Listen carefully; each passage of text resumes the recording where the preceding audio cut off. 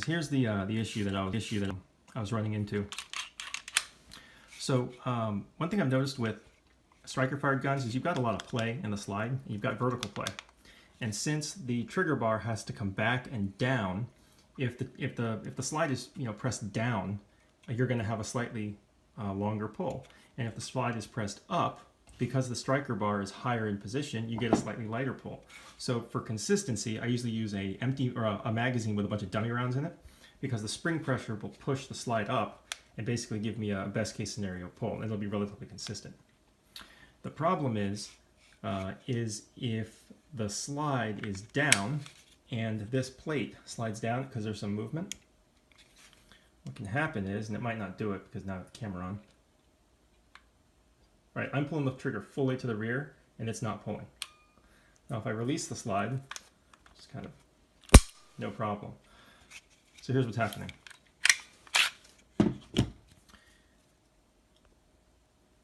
There's some movement here. Hold on, let me lock the... There we go. So there's some movement here, you can see it.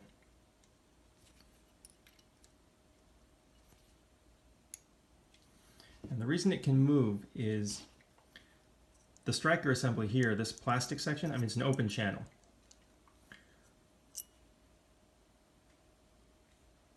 So I don't know if you can see it do it, but when I push up on the plate, see some of that plastic peeking in right there? No, it just went away. Now it came back. So what's happening is that channel, that C-shaped, is squeezing as I push the plate up. So it's allowing the striker to move down. And what's happening is it's catching, or it's not, this isn't dropping far enough to release it. And if you look at this one, my trigger is fully back, and you can see there's a good, probably 1/8 of an inch of ledge there.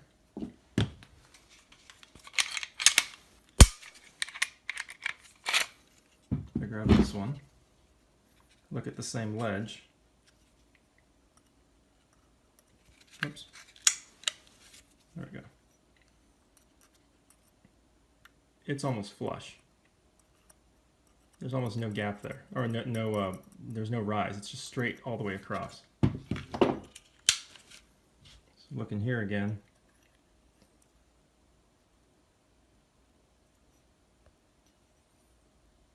There we go. You can see that ledge there. So what happens is this, I cannot do this in front of a tripod. That little lug right there, that is what engages on the ramp. There's a little angle underneath this disconnector, and that's what causes it to move at a 45-degree angle down. Because it's cut slightly differently, when it's fully back, it sits up higher.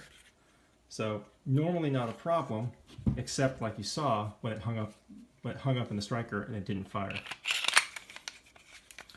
So the other problem that movement creates is if the cover plate slides down, it can hang on the back of the slide like that. Yeah, I set back up.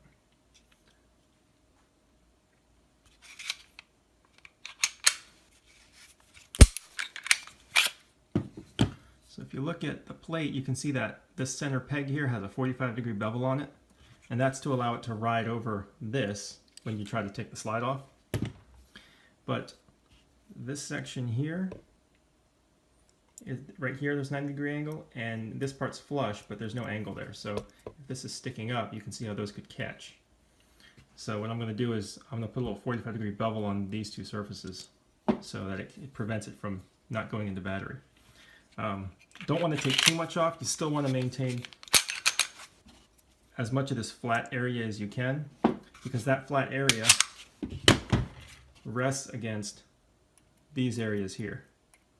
And that's what prevents that plate from sliding down any further. So unfortunately, there's not much you can do about the striker, unless CZ comes out with something that's more reinforced or some maybe tighter fitting rear plate. Even if it was tighter fitting, the plate stuff is not captive. It can still slide down. It's all held in by the assembly. So unless someone makes one out of aluminum or they just make a stronger version, the only real remedy is to, I think, basically just shave this down. So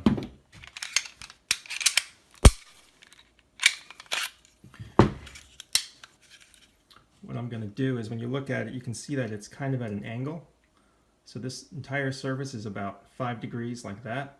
So I'm going to cut it flat on the mill, starting from about here, and just shave it straight off that way. It should take off about 7/1000 of an inch. And since it wasn't doing the failure to fire consistently, if I try to do it now, it's still firing. So I don't have to take off much to guarantee it'll go up every time. And again, I have to press down pretty hard to get it to do that. So I don't think it's going to happen on its own during firing, but for peace of mind, I'm just going to take care of that. So, and before you say, oh, send it into CZ, I've modified the crap out of this gun. I mean, I've done the mag release. I've done too much. I don't think they're going to accept it under warranty, and I'm the kind of guy that likes to do things myself anyway. I don't want to wait, 4 weeks and deal with FFL stuff. So I have access to machinery, so that's what I'm going to do. So anyway, that's where I'm at. So, oh, incidentally, slides back from JagerWerks. It's awesome. Tons of grip. I love the fact they were able to do the chamfer here, so you have these really nice corners. And they're not 90 degrees, so they don't dig into you very much, but you can still get real good grip on them. Look how deep that is. It's sunk in almost level. It's almost level with this front edge here. And it probably would be level if I didn't have the retaining, the sealing plate. You still need the sealing plate. If you don't, you can actually see the O-ring kind of squirting out underneath the serrations, so I run a sealing plate. I'm using let me set the focus here. So I'm running a 215 front and a 225 rear, both from Dawson. That's a Glock MOS sight. That's a P09 sight. It's pretty low. I wanted it low, but that's a little too low to run at speed.